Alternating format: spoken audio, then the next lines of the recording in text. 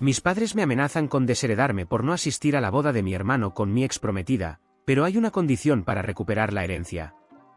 Mi nombre es Julián y tengo 31 años. Nunca pensé que una conversación familiar pudiera sentirse como un juicio, pero eso fue exactamente lo que pasó hace unos días cuando mis padres me llamaron, no para preguntarme cómo estoy, ni para hablar de trabajo, ni para saber si ya comí, sino para soltarme una amenaza con voz tranquila, de esas que suenan razonables y por eso asustan más. Si no asisto a la boda de mi hermano con mi exprometida, me van a desheredar. Y lo peor es que no se trata solo de una herencia futura tipo, cuando ya no estén, se trata de algo más inmediato, más calculado, más tipo, te quitamos el piso hoy para que aprendas, porque en mi familia el dinero siempre ha sido menos un recurso y más una correa.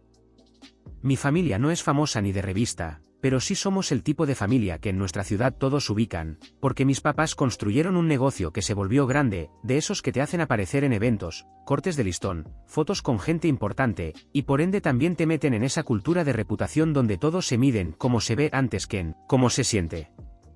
Mi papá, Alberto, tiene 62. Mi mamá, Elisa, 60. Siempre fueron los reyes del haz lo correcto, solo que su definición de correcto casi siempre coincide con lo que no los haga quedar mal. Crecí con reglas claras: no grites, no llores enfrente de gente, no hagas escenas, no publiques cosas que den que hablar, no contradigas a tu padre, y si hay un problema, se arregla puertas adentro aunque por dentro te estés cayendo a pedazos. Mi hermano menor, Mauricio, tiene 28. Él es complicado de explicar. No es un villano de caricatura. Es encantador, carismático, el que llega y en 5 minutos ya es amigo de todos. El que sabe cuándo sonreír, cuándo bajar la voz, cuándo hacerse el humilde. Creció con el mismo molde que yo, pero a diferencia de mí, a él le salió natural usarlo a su favor. Yo fui el hijo responsable, el que estudió, el que entró al negocio, el que iba a heredar el liderazgo, según mi papá. Mauricio fue el hijo libre, el creativo, el simpático, al que se le perdona todo porque es así y porque también necesita su lugar. Y esa dinámica, que de niños parece una tontería, de adultos se convierte en una bomba, porque al final terminas con un hijo cargando el peso y otro viviendo sin consecuencias, hasta que las consecuencias le explotan al que siempre carga. La exprometida se llama Renata. Tiene 30. Y escribir mi exprometida todavía me causa un nudo raro, porque no fue una relación de 3 meses, fue una historia larga con planes, con familia involucrada, con promesas dichas en voz alta. Renata y yo estuvimos juntos casi 6 años. La conocí en un evento del negocio, de esos donde mis papás invitan gente adecuada. Renata venía de una familia también conocida, no tan grande como la mía pero sí muy respetada. Desde el inicio, mis papás la adoraron, y lo digo sin exagerar, la adoraron como se adora a una candidata perfecta, no como se quiere a una persona. Era elegante, educada, sabía hablar con los socios de mi papá, sabía sonreír sin verse falsa, sabía estar presente sin robarse el protagonismo. Mi mamá la presumía como si fuera un logro propio. Renata sí entiende lo que es una familia, decía. Renata sí tiene valores. Yo, en esa época, confundí la aprobación de mis padres con estabilidad. Yo pensé, si mis papás, que rara vez aplauden a alguien, la quieren tanto, entonces esto debe ser lo correcto. La relación con Renata, en lo íntimo, fue bonita al inicio, pero también fue una escuela de control suave. Nunca me dijo no puedes, pero siempre había un no crees que sería mejor si. Nunca me dijo tu familia manda, pero cada decisión importante terminaba filtrada por lo que mis papás esperaban. Yo no soy inocente, yo también alimenté eso, porque yo quería que funcionara, yo quería esa vida estable, esa imagen de hijo mayor que hizo todo bien. Llegamos a comprometernos hace 2 años y medio. Hubo anillo, hubo cena, hubo fotos. Mis papás casi lloraron. Mi mamá abrazó a Renata como si estuviera asegurando el futuro. Y luego todo se rompió. No voy a hacerme el santo ni el mártir, pero tampoco voy a dejar que parezca que solo no funcionó. Renata me dejó en un punto donde yo estaba agotado por el trabajo, metido en el negocio, cargando expectativas. Yo creía que estábamos en ese tramo preboda donde hay estrés normal. Pero empecé a notar cosas raras. Renata hablaba mucho con Mauricio. Al principio era lo típico: nos llevamos bien, tu hermano es simpático, me ayuda con ideas para la boda. Luego era mensajes a horas raras. Luego era que Mauricio aparecía en lugares donde yo no lo esperaba. Y yo, por el amor y por la confianza, me dije 1000 veces que estaba imaginando cosas. Hasta que un día, por puro accidente y no por espionaje, vi un mensaje en la pantalla del celular de Renata cuando lo dejó sobre la mesa: no me mires así en la cena, me pones nerviosa. Venía de Mauricio. Me acuerdo de ese segundo como si fuera una foto. No porque sea dramático, sino porque de verdad hay momentos donde tu cuerpo entiende antes que tu mente. Sentí calor en la cara, un zumbido en los oídos, esa sensación de que el aire se vuelve espeso. Me quedé quieto. Renata volvió de la cocina, vio mi cara, y supo. No por el mensaje, por mi cara. Me preguntó qué pasaba, y yo le dije: ¿qué significa eso? Renata intentó reírse, intentó decir es una broma, intentó decir Mauricio es intenso, y yo le dije: Renata, no estoy para juegos. Se sentó. Me miró como si estuviera cansada de actuar. Y ahí confesó lo que yo no quería escuchar, que se había confundido, que Mauricio la hacía sentir vista, que conmigo se sentía administrando una vida y con él se sentía viviendo. Me dijo que no era una aventura como tal, que solo habían cruzado límites y que todavía no pasaba nada serio. Yo no soy tonto.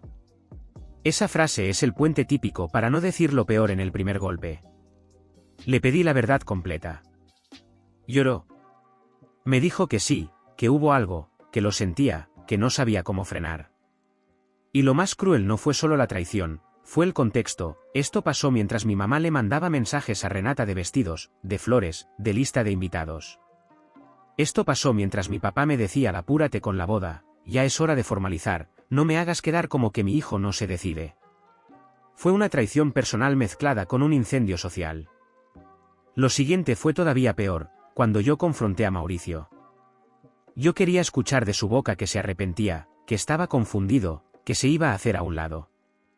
Mauricio me miró con una calma que todavía me da escalofríos y me dijo algo como: no era mi plan, pero pasó. ¿Qué quieres que haga? ¿Mentir? Ella y yo conectamos. Lo dijo como si fuera una película romántica. Yo me puse furioso, le dije que era mi prometida.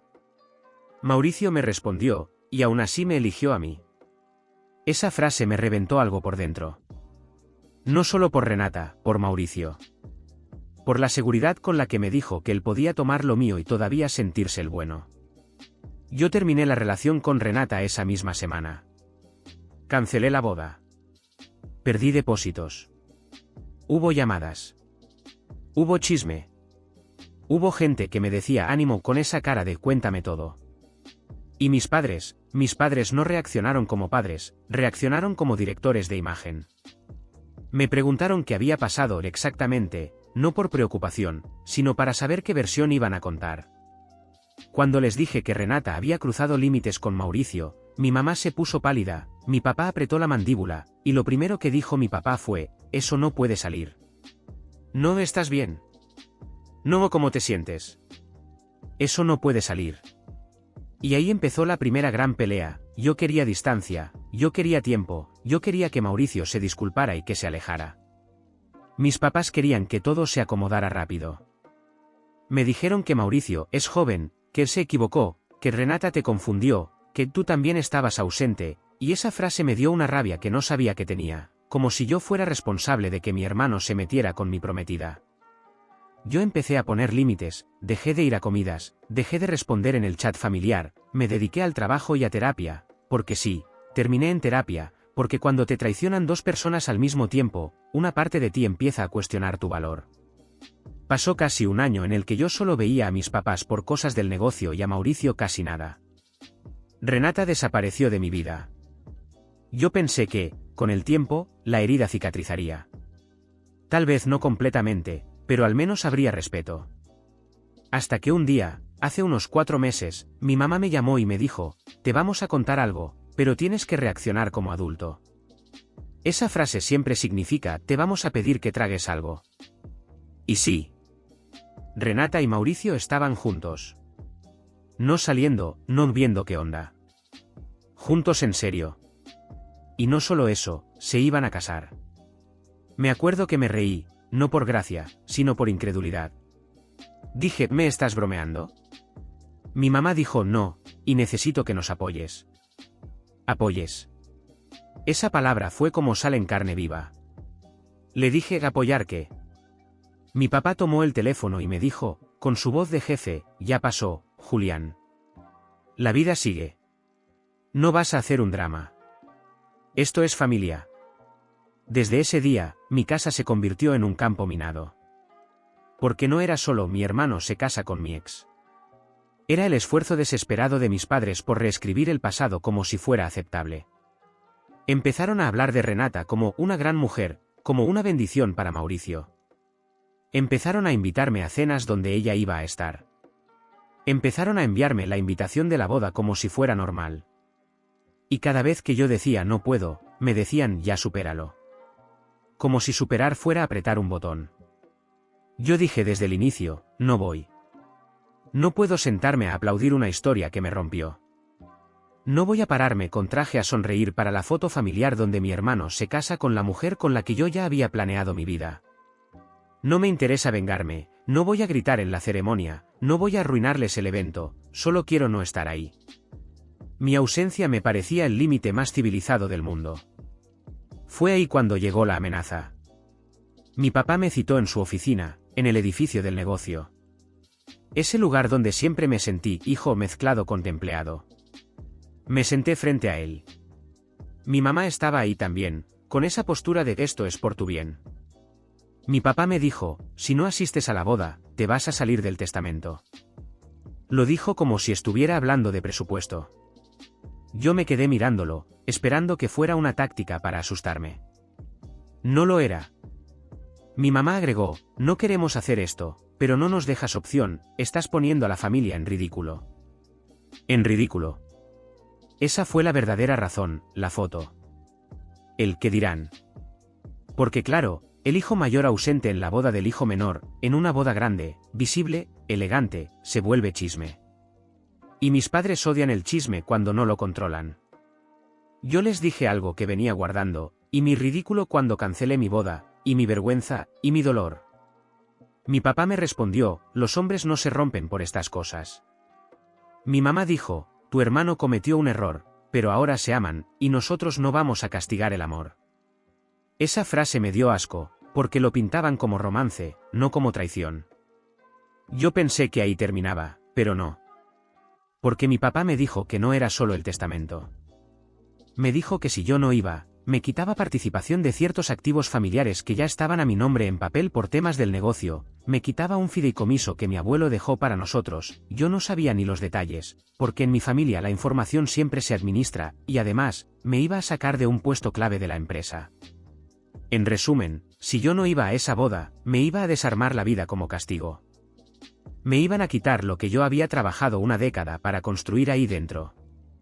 Salí de esa oficina con las manos frías, sintiendo algo muy feo, no era solo manipulación emocional, era extorsión disfrazada de unidad familiar. Y aquí viene lo que le agrega gasolina, yo no soy un hijo flojo que vive del dinero familiar. Yo trabajo ahí desde los 21. Yo me he ganado mi lugar. Yo he tenido noches sin dormir, viajes, presión, clientes difíciles. Y aún así, mi papá me hablaba como si todo lo que tengo fuera el regalo y él pudiera quitármelo con un chasquido. Durante 2 días no respondí mensajes. Mi hermano, como si nada, me mandó un audio diciendo, bro, ya, no seas así, no quiero pelear, solo quiero que estés ahí por mí, es un día importante. Lo escuché 3 veces buscando una disculpa escondida. No había. Era solo yo quiero. Renata me mandó un mensaje aún peor, porque venía disfrazado de madurez. Julián, entiendo que esto te duele, pero no es sano vivir anclado al pasado, me gustaría que pudiéramos cerrar esto con respeto. Cerrar. Con respeto. Como si la solución para el daño fuera que yo les diera mi bendición. Entonces hice lo que nunca hago, le conté todo a alguien fuera de mi familia. Se lo conté a mi mejor amigo, Iván, y a mi terapeuta. Iván me dijo, tus papás no te están pidiendo que vayas a una boda, te están pidiendo que les limpies la imagen. Mi terapeuta me dijo algo que me dejó pensando, ¿qué es lo que estás sacrificando si vas? Y la respuesta fue clara, mi dignidad, mi duelo, mi verdad. Porque si voy, estoy aceptando su versión. Estoy diciendo con mi presencia, sí, todo está bien. Y no lo está. No para mí. No todavía. Tal vez nunca. Volví a hablar con mis padres por teléfono para aclarar que la amenaza era injusta. Ahí fue cuando mi mamá soltó la frase que me destruyó un poco: si de verdad amaras a la familia, harías este sacrificio. Yo le respondí: si ustedes me amaran a mí, no me lo pedirían. Hubo silencio. Mi papá dijo: esto no es negociación, Julián. Y entonces llegó el pero. Mi papá dijo: aunque, hay una condición. Yo le dije: ¿qué condición? Y aquí es donde siento que esta historia se vuelve todavía más enferma. Mi papá me explicó que sí, me van a desheredar y me van a mover del negocio si no asisto, pero que yo puedo recuperar mi lugar y la herencia si cumplo una condición específica durante la boda y después de la boda. Una condición que, cuando la escuché, me hizo entender que no se trata de perdón ni de unidad, se trata de control total. La condición es esta: debo asistir a la boda, debo sentarme en primera fila con la familia, debo aceptar ser padrino, sí, padrino, y debo dar un brindis público donde diga que estoy feliz por ellos, que los apoyo, y que los errores del pasado se quedan atrás. Hasta ahí ya suena humillante, pero sigue: después del brindis, tengo que firmar un documento que mi papá ya mandó preparar con un abogado de la familia, donde renuncio formalmente a cualquier reclamo, donde acepto no hablar jamás de cómo empezó esa relación, donde me comprometo a no difamar a Renata o a Mauricio, y donde, en pocas palabras, convierto mi silencio en obligación legal. Un familiar disfrazado de paz. Cuando pregunté por qué necesitan eso, mi papá me dijo la verdad sin querer: porque temen que yo, en algún momento, diga la versión real y les arruine la reputación. Porque temen que yo, si me harto, cuente lo que pasó, y la gente deje de verlos como familia perfecta. O peor, temen que alguien más ya sepa cosas y que mi silencio sea la única barrera. Me quedé callado. Mi mamá dijo: es lo mejor para todos. Yo dije: es lo mejor para ustedes. Mi papá se enojó y me dijo: piensa bien, Julián. O eres familia o eres un problema. Así. O te alineas o te eliminamos. Y aquí estoy. Con una invitación en la mesa. Con la amenaza encima. Con mi hermano actuando como si yo fuera dramático. Con mi ex prometida tratando de venderme cierre. Con mis padres usando herencias y trabajo como látigo. Y con una condición que me exige no solo asistir, sino también limpiarles la historia y amarrar mi boca legalmente. No sé qué hacer. Parte de mí quiere decir: váyanse al diablo, quédense con su herencia, porque sé que mi paz vale más. Otra parte de mí piensa que he trabajado demasiado en el negocio y que no es justo perder años de esfuerzo por no querer sonreír en una boda que me rompe el corazón. Y otra parte, la más oscura, piensa algo que me da miedo admitir: que si mis padres están tan desesperados por un documento de silencio, tal vez hay algo más que yo no sé, algo que podría explotar si yo no me amarro, y eso me hace sospechar de todo. Por ahora solo sé esto: no quiero ir. No quiero pararme a brindar por la historia que me destrozó. Y no quiero firmar un papel donde mi dolor se convierte en secreto obligatorio para proteger la imagen de quienes nunca protegieron la mía. Actualización 1. Han pasado cosas en tan poco tiempo que siento que estoy viviendo una versión acelerada de mi propia vida, como si alguien estuviera adelantando escenas a propósito para que yo no tenga espacio de pensar, que sospecho que es justo lo que mi papá quiere, que yo reaccione por cansancio y no por claridad. La boda de Mauricio y Renata es en menos de un mes y desde que me soltaron la amenaza y la condición del brindis y el documento, mi familia se convirtió en una maquinaria. No exagero: mensajes diarios, llamadas con tono dulce, visitas sorpresa, invitaciones que son presión disfrazada. Y yo, que siempre fui el tipo de persona que trata de evitar conflictos, he tenido que aprender en semanas lo que debía aprender hace años: que en mi casa el amor se negocia con costo, y si no pagas el costo, te convierten en el villano. Lo primero que hice después de esa conversación fue hablar con un abogado fuera del círculo de mi familia. No porque yo tenga planes de demandar a alguien en este momento, sino porque necesitaba entender qué tan real era la amenaza de mi papá y qué tan peligroso era firmar ese documento que querían ponerme enfrente. Mi papá habló del papel como si fuera un formalismo, como si fuera un simple acuerdo de paz, pero yo ya olí el truco: mi familia no hace papeles por sentimiento, hace papeles por control. El abogado me explicó algo que me hizo sentir aún peor: un documento así, si está redactado con mala intención, puede hacerte renunciar a derechos sin que te des cuenta, puede bloquearte de hablar de muchas cosas, puede usarse para pintarte como alguien que aceptó la versión de ellos y, lo más importante, puede convertir una historia emocional en un arma legal si en el futuro tú te atreves a contar tu verdad.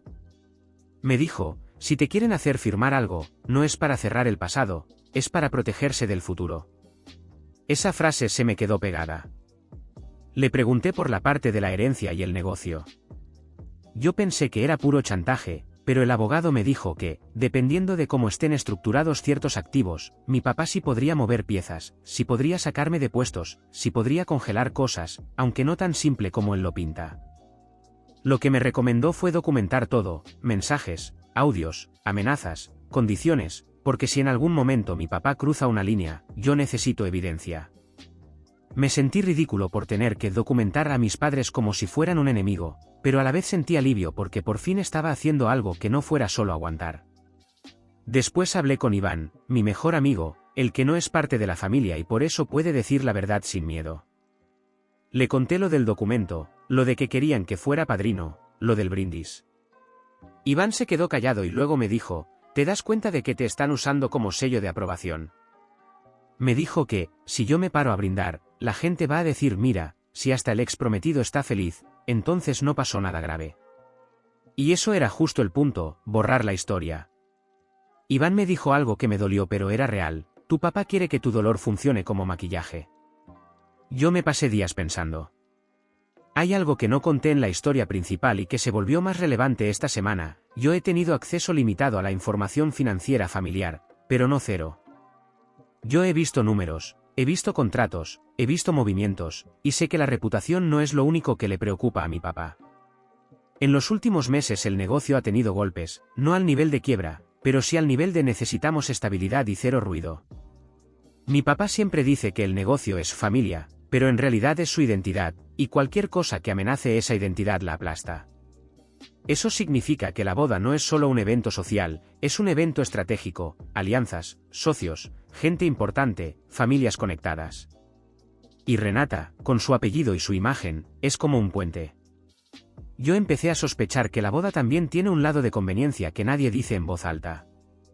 Y justo cuando estaba en ese estado mental, pasó algo que me confirmó que aquí hay algo más grande que no quieres ir a una boda. Mi mamá se apareció en mi departamento sin avisar. No me dijo ¿puedo pasar? Tocó, entró casi como si tuviera llave, y se sentó en mi sala con esa postura que tiene cuando va a dar un sermón elegante. Traía una bolsa con comida, como si el acto de traer comida convirtiera la conversación en maternal y no en presión. Me dijo, solo quiero hablar contigo como mamá. Yo casi me río, porque mi mamá nunca habla solo como mamá, siempre habla como representante de un proyecto familiar. Me dijo que estaba triste, que ella no había dormido bien, que le dolía verme tan endurecido, que ella entendía que me lastimaron, pero que yo tenía que pensar en el futuro. Me dijo que Mauricio está arrepentido. Yo le pregunté ¿arrepentido de qué exactamente? Mi mamá evitó la pregunta, empezó con ya sabes, de cómo se dieron las cosas. Esa evasión me encendió, porque cuando alguien está arrepentido, puede decir la palabra. Puede decir lo siento por traicionarte. Mauricio jamás lo ha dicho.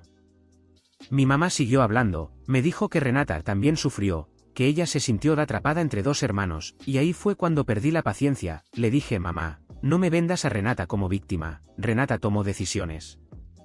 Mi mamá me miró como si yo hubiera dicho una grosería y me dijo, Julián, esa actitud es justo lo que nos preocupa, tú te quedas en el juicio y no en la solución. Entonces soltó lo que realmente venía a decir, que mi papá estaba decidido, que no era un teatro. Que si yo no iba, él ya había instruido a su abogado a hacer cambios de inmediato. Me dijo que esto no era castigo, que era consecuencia. Y luego, con voz dulce, me dijo algo que me hizo sentir un frío raro, si haces esto bien, después de la boda todo vuelve a la normalidad. Ahí entendí el objetivo final, no querían mi presencia por amor, querían normalidad. Querían que el sistema volviera a funcionar. Y en mi familia, normalidad significa, no cuestionar, no hablar, sonreír para la foto. Le pregunté a mi mamá por qué el documento tenía que existir, por qué no bastaba con que yo fuera y ya. Mi mamá suspiró como si yo fuera lento y me dijo, porque tú eres impulsivo. Yo me quedé helado. Impulsivo. Yo, que he sido el hijo que se traga todo, el que nunca explota, el que sostiene el negocio, el que carga. Impulsivo. Me di cuenta de que esa palabra era un intento de construir un perfil. Julián es emocional, Julián es peligroso, Julián puede arruinarlo. Era la base para justificar el para justificar el control. Yo le dije, mamá, la verdad es que ustedes tienen miedo de lo que yo pueda decir. Mi mamá me miró fijo y dijo, tenemos miedo de que destruyas la familia por resentimiento. Esa frase fue clave, no dijo tememos que digas mentiras, dijo tememos que destruyas. O sea, para ella, mi verdad sería destrucción. Lo cual me dijo todo, mi familia no vive por honestidad, vive por apariencia. Después de esa visita, me quedé con una idea fija, ¿por qué ahora? ¿Por qué la prisa? ¿Por qué el documento? ¿Qué están tratando de tapar? Y aquí viene lo fuerte, esa misma noche recibí un mensaje de un número que no tenía guardado. Era una prima de Renata, una mujer con la que yo casi no hablaba cuando estaba comprometido, alguien que siempre fue amable pero distante, de esas que solo te saludan en eventos. El mensaje decía algo como, hola Julián, sé que es raro que te escriba, pero necesito decirte algo antes de la boda. No sé si ya lo sabes, pero por favor, no firmes nada. Si quieres hablar, dime. Ese mensaje me hizo sentir que el suelo se movía. Yo le contesté con cuidado, porque no sabía si era trampa. Le dije, ¿por qué me dices eso? ¿Qué pasa? Ella tardó horas en responder. Y cuando respondió, me dejó claro que no era chisme barato, era advertencia real. Me dijo que había escuchado a la mamá de Renata hablando con mi mamá sobre asegurar que Julián no se meta, sobre amarrar el tema legal, sobre evitar que se hable de fechas. Fechas. Esa palabra me golpeó. Le pregunté qué fechas. Me dijo que no sabía todo, pero que escuchó claramente que estaban preocupados por cuando empezó la relación de Mauricio y Renata y por lo que se puede comprobar. ¿Comprobar? ¿Qué demonios había que comprobar en una relación si era el romance verdadero? Empecé a atar cabos que no quería atar. Yo recordé cosas de mi compromiso que en su momento no quise ver. Recordé días en que Renata se puso rara cuando Mauricio llegaba. Recordé que, meses antes de que yo descubriera el mensaje, Mauricio y Renata ya tenían esa confianza de nos entendemos. Recordé que una vez, en una reunión familiar, vi a Mauricio tocarle la espalda a Renata de una forma que me molestó y Renata se puso roja, y yo lo ignoré porque pensé no seas celoso. Recordé que cuando cancelé la boda, mi papá me presionó mucho para que no dijera la razón real, como si ya estuviera preparado para proteger a Mauricio. Yo siempre creí que era por reputación. Ahora empezaba a pensar que era también porque la línea de tiempo podía mostrar algo peor, que ellos ya estaban involucrados desde antes, quizá desde mucho antes, y que yo fui el tonto útil en medio. Al día siguiente, mi hermano Mauricio me llamó. Me dijo que quería tomar un café, solo tú y yo. Acepté porque, aunque no quería verlo, quería escuchar qué traía. Nos vimos en un lugar público. Mauricio llegó con esa sonrisa ensayada, esa de vamos a actuar como adultos. Me dijo que lamentaba cómo se dieron las cosas, otra vez evitando palabras. Yo lo miré y le dije, Mauricio, ¿desde cuándo? Se le borró un poco la sonrisa. Me dijo, ¿desde cuándo qué? Le dije, ¿desde cuándo tú y Renata? Mauricio suspiró y dijo, eso ya no importa. Ahí me ardió el pecho. Le dije, sí importa, porque quieren que firme algo sobre el pasado. Mauricio me miró y me dijo, es por paz. Yo le respondí, no, es por miedo.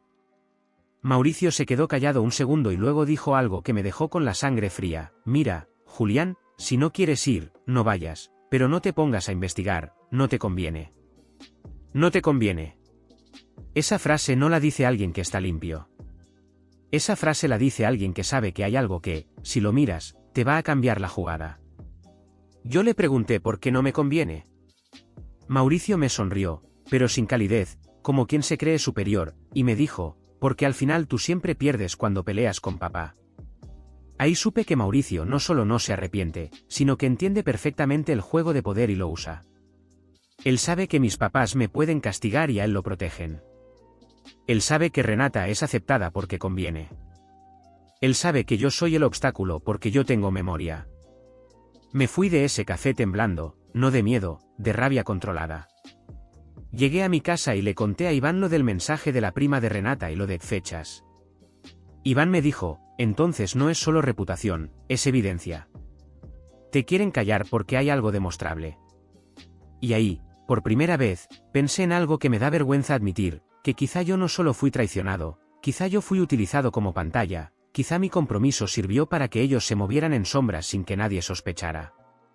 Y si eso es cierto, mi familia no solo me pide que vaya a una boda. Me pide que firme mi propia ceguera. En este punto aún no he decidido qué haré con la boda, pero si he decidido algo, no voy a firmar nada sin que lo revise mi abogado, y no voy a dar un brindis falso para limpiarles la historia. Si quieren desheredarme, que lo hagan. Lo que no voy a hacer es vender mi verdad por miedo. Y ahora, con ese mensaje sobre fechas, siento que la próxima actualización va a ser todavía peor, porque estoy considerando hacer lo que mi familia más teme, averiguar exactamente cuándo empezó esa relación.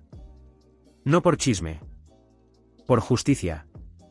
Porque si me van a obligar a ser parte de su foto familiar, al menos quiero entender que tanto me estaban usando mientras yo pensaba que estaba construyendo una vida. Actualización 2. Después de escribir la actualización anterior, cometí el error de creer que lo peor que podía pasar era que me quitaran dinero, puesto y apellido limpio. En mi cabeza, el conflicto era simple, doloroso, pero simple. Yo no quería ir a esa boda, mis padres querían obligarme, punto. Lo que no entendía es que en mi familia casi nada es simple, porque cuando algo se vuelve urgente, generalmente es porque hay algo que esconder o algo que proteger, y esa urgencia no nace del amor, nace del miedo. Lo primero que hice fue responderle a la prima de Renata con más seriedad. Le dije que si de verdad tenía algo importante, necesitaba hablar conmigo en persona, en un lugar donde no hubiera cámaras ni familia, y que no quería mensajes ambiguos tipo no firmes nada sin contexto, porque yo ya estaba al límite de paranoia. Ella me dijo que se llamaba Sofía, que no era la favorita de su familia, que siempre la trataban como exagerada, y que por eso estaba dispuesta a hablar, pero que también tenía miedo, porque los adultos se ponen feos cuando sienten que pierden el control. Ese comentario me hizo ruido, porque fue exactamente como yo me sentí, como si hubiera un grupo de adultos tratando de aplastar a alguien por no obedecer. Nos vimos en un café lejos de la zona donde se mueven mis padres. Sofía llegó con ojeras y una carpeta, literal, una carpeta. Me dio risa amarga, porque yo también había empezado a documentar cosas, y ver a otra persona llegar con pruebas me confirmó que esto ya no era drama emocional. Sofía me dijo algo que todavía me retumba: Julián, yo no te estoy escribiendo porque me caigas bien o porque quiera quedar como heroína, te estoy escribiendo porque te están usando para cerrar una historia falsa y si firmas, te van a encerrar ahí para siempre. Le pedí que me dijera qué significaba lo de fechas. Sofía respiró y me dijo que, en la familia de Renata, desde hace tiempo, había dos versiones oficiales. La versión bonita, la que están vendiendo ahora, es que Renata y Mauricio se enamoraron después de que tú y Renata terminaron, que todo fue doloroso pero limpio, que nadie traicionó a nadie porque ya no había compromiso. La versión real, según Sofía, es que Renata y Mauricio empezaron mucho antes, y que hubo momentos donde no solo cruzaron límites, sino que ya tenían una relación escondida mientras Renata y yo seguíamos juntos, y mientras mi familia me empujaba a casarme con ella. Yo le dije que eso ya lo sospechaba, que lo sentía, pero que sospecha no es evidencia. Sofía me miró y me dijo, por eso traje esto. Y ahí me enseñó capturas, audios, y lo peor, una parte de un chat antiguo de un grupo de amigas de Renata donde hablaban de Mauricio de una forma que me dio un asco frío, porque era como si yo fuera un plan de vida y Mauricio fuera la emoción prohibida. En ese chat había mensajes con fechas. Fechas claras. Meses antes de que yo viera aquel mensaje en su celular. Meses antes de que yo cancelara la boda. Incluso había mensajes alrededor del tiempo cuando yo le propuse matrimonio a Renata, mensajes donde una de las amigas decía algo como y Mauricio qué, y Renata respondía algo tipo no puedo con eso ahora, Julián es lo correcto, pero me estoy muriendo.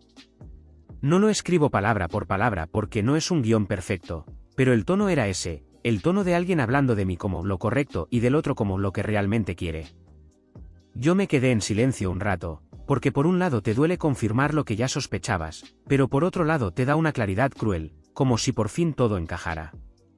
Sofía me dijo que ella no sabía la historia completa, porque Renata siempre cuidó lo que decía, pero que hubo un momento donde todo se volvió más serio, y ese momento coincide con algo que yo no sabía. Una vez, durante mi compromiso, Renata tuvo un viaje de fin de semana con su familia, y yo no fui porque me tocaba trabajar. Yo me acuerdo de ese fin de semana porque Renata estuvo rara después, más distante, más sensible. Sofía me dijo, ese fin de semana Mauricio estuvo ahí. Yo le dije, ¿cómo lo sabes? Sofía me enseñó una foto. No una foto romántica, no una foto obvia. Una foto de grupo donde se ve a Mauricio al fondo. Y luego me mostró otra captura donde una tía de Renata decía en un chat familiar que bueno que Mauricio pudo acompañarlas. O sea, no era se escondió, era lo invitaron. Yo sentí que me subía la sangre a la cabeza, porque eso significaba que no era solo Renata y Mauricio escondiéndose, era gente de su lado que ya lo sabía, que ya lo normalizaba, mientras yo seguía comprometido como idiota útil. Le pregunté a Sofía si mi familia también lo sabía. Sofía bajó la voz y me dijo, yo no puedo probarlo, pero te digo lo que escuché. Y lo que escuchó fue esto, en una comida, meses después de que tú y Renata terminaron, la mamá de Renata le dijo a alguien gracias a Dios esto se acomodó como debía, lo importante era que la boda fuera con el hijo correcto. El hijo correcto. Esa frase me golpeó feo, porque me hizo entender que para ellos, yo no era Julián, yo era el hijo correcto para su plan. Y cuando eso se rompió, buscaron acomodarlo con el otro hijo, con el que quedaba disponible, con el que también pertenecía al mismo apellido, con el que igual servía para el puente social. Yo me levanté al baño en ese café, no por ganas, sino porque necesitaba respirar sin que me viera. Me lavé la cara y me miré al espejo con una mezcla de rabia y vergüenza. Pensé en todas las veces que mis padres me decían hazlo por la familia. ¿Cuál familia? ¿La familia que estaba negociando mi vida mientras yo creía que estaba construyendo algo real? Regresé y le pregunté a Sofía por qué me estaba ayudando. Sofía me dijo que estaba cansada de que su familia hiciera lo que quisiera con la narrativa, que Renata siempre había sido la niña perfecta y que a ella, Sofía, siempre le tocaba callarse. Me dijo que cuando vio que querían obligarme a firmar un documento, se asustó, porque entendió que no era solo para callarme en la boda, era para callarme para siempre, porque tenían miedo de que alguien un día preguntara cómo empezó esto, y alguien sacara la línea de tiempo, y se cayera la historia de amor.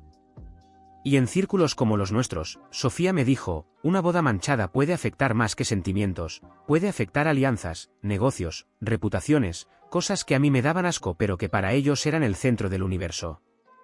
Salí de esa reunión con dos cosas, evidencia suficiente para confirmar que yo no estaba loco, y una sensación de que mi propia familia ya sabía algo y aún así estaba dispuesta a aplastarme para que yo fingiera que no. Esa misma noche, sin pensarlo demasiado, hice algo que quizá fue impulsivo, pero también necesario, fui con mis padres. No a su casa. A la oficina del negocio, en un horario donde sabía que no habría tanta gente. Mi papá estaba ahí. Mi mamá también, porque claro, en mi familia las conversaciones importantes nunca son uno a uno, siempre son equipo contra uno. Les dije directo que ya sabía que Mauricio y Renata llevaban más tiempo de lo que están diciendo, que hay fechas, que hay evidencia, y que si creen que voy a ir a esa boda a dar un brindis y firmar un documento para proteger una mentira, están delirando. Mi papá no se sorprendió como alguien inocente. Se molestó como alguien expuesto. Mi mamá me dijo, ¿de dónde sacas eso? Y yo le dije, no importa de dónde lo saco, importa que es verdad. Mi papá se recargó en la silla y me soltó algo que me cambió la percepción de todo. Julián, tú siempre quieres tener la razón, pero aquí no se trata de tu orgullo. Orgullo. Me llamó orgulloso por no querer ser humillado. Y luego me dijo, no vas a destruir años de trabajo por un detalle del pasado. Ese años de trabajo no se refería a mi relación. Se refería al negocio. A la imagen. A la estructura. Y ahí lo vi clarísimo, yo era un riesgo para su sistema. Le dije, no es un detalle, es que me traicionaron. Mi mamá, en vez de pedir perdón o mostrar empatía, me dijo, si empiezas a escarbar, te vas a hacer daño tú también. Esa frase, lejos de calmarme, me encendió. Porque eso no es una frase de madre protectora, es una frase de alguien que sabe que hay cosas debajo que no quiere que se vean. Le dije, ¿qué más hay, mamá? Mi mamá bajó la mirada. Mi papá me interrumpió, no hay nada más, y se acabó, no vas a hablar con gente del otro lado ni a andar juntando chismes. En ese momento yo le dije algo que nunca le había dicho a mi papá en voz alta: tú no me puedes callar. Se rió. Se rió de verdad, como si yo hubiera dicho algo adorable. Y me dijo: sí puedo, porque tú estás aquí por mí. Ahí fue donde me soltó la segunda bomba. Me dijo que el documento no era solo no difamación. Me dijo que el documento incluía otros acuerdos, y que si yo quería seguir en el negocio y conservar mi parte, tenía que firmar todo, porque era un reajuste familiar. Yo le pedí ver el documento. Mi papá sacó una carpeta, como si ya la tuviera lista desde hace tiempo, como si esto hubiera estado planeado mucho antes de que yo me negara a ir. La abrió y me mostró páginas y páginas de lenguaje legal. No soy abogado, pero entiendo cuando una hoja está escrita para que te amarre. Había cláusulas de confidencialidad, sí, de no hablar de fechas, sí, de no mencionar traición, sí. Pero también había algo que me revolvió el estómago, una cláusula de reorganización donde, bajo el pretexto de evitar conflictos familiares que afecten la empresa, yo cedía temporalmente derechos de voto sobre ciertas decisiones a mi papá, y en caso de conducta perjudicial a la reputación, se activaba una penalización que podía implicar que mi participación fuera transferida a un fideicomiso administrado por él. En resumen, si yo firmaba, mi papá podía usar la excusa de daño reputacional para quitarme poder real dentro de la empresa y dejarme como una figura decorativa. Yo lo miré y le dije: esto no es paz, esto es una trampa. Mi papá me respondió con una calma que me dio escalofríos: esto es protección. Y mi mamá agregó: si fueras razonable, no necesitaríamos esto. O sea, el castigo era mi culpa por no obedecer. Ahí me quebré por dentro, pero no lloré. Sentí una claridad fea, no estaban intentando reconciliar, estaban intentando neutralizarme. Y de pronto todo tuvo sentido: ¿por qué querían que yo fuera padrino? ¿Por qué querían el brindis? ¿Por qué querían la firma? ¿Por qué mi papá hablaba de daños de trabajo en lugar de hablar de mis sentimientos? Querían el paquete completo, imagen y control legal. Me levanté, cerré la carpeta con cuidado, se la regresé, y les dije: no voy a firmar nada. Y no voy a ir a la boda. Mi mamá se levantó también, con lágrimas, pero no eran lágrimas por mí, eran lágrimas de: se me está cayendo el control. Me dijo: si haces esto, vas a romper a tu padre. Mi papá, sin drama, dijo: entonces estás fuera. Así, sin temblor. Sin pena. Como quien corta un cable. Me fui de ahí temblando, y no por miedo, por rabia contenida, por dolor acumulado, por esa sensación de que tu familia te mira como pieza, no como persona. Llegué a mi departamento y le hablé a mi abogado. Le mandé fotos del documento. Me respondió algo que me dejó todavía más serio: esto parece coerción. Y esto parece diseñado para quitarte control. No firmes nada. Y guarda evidencia de cómo te lo están imponiendo. Esa noche me llamó Mauricio. No mi papá. Mauricio. Me dijo que quería arreglar y que no quería pelear conmigo. Yo le dije: Mauricio, ¿tú sabías del documento? Hubo un silencio. Y luego me dijo: es para que no haya problemas. Le dije: ¿problemas por qué? Por las fechas. Mauricio se puso tenso y me dijo: ya, Julián, no empieces. Y ahí fue cuando yo le solté algo que me dolía decir: tú y Renata empezaron mientras ella estaba conmigo, ¿verdad? Mauricio no respondió con negación, respondió con amenaza suave: lo que pasó, pasó, y si la sigues, vas a perder todo. Yo le dije: ¿todo qué? La empresa, la herencia, la familia. Mauricio dijo: todo. Y colgó. Me quedé sentado viendo mi celular, con esa sensación de que acababa de escuchar la verdad más sucia sin que nadie la dijera explícitamente. Ellos saben que tienen palancas, y creen que pueden usar esas palancas para obligarme a tragarme una traición como si fuera una molestia menor. Lo que más me dolió no fue que Mauricio colgara, fue darme cuenta de que, en su mente, yo no soy su hermano. Soy un obstáculo. Las siguientes 48 horas fueron un bombardeo.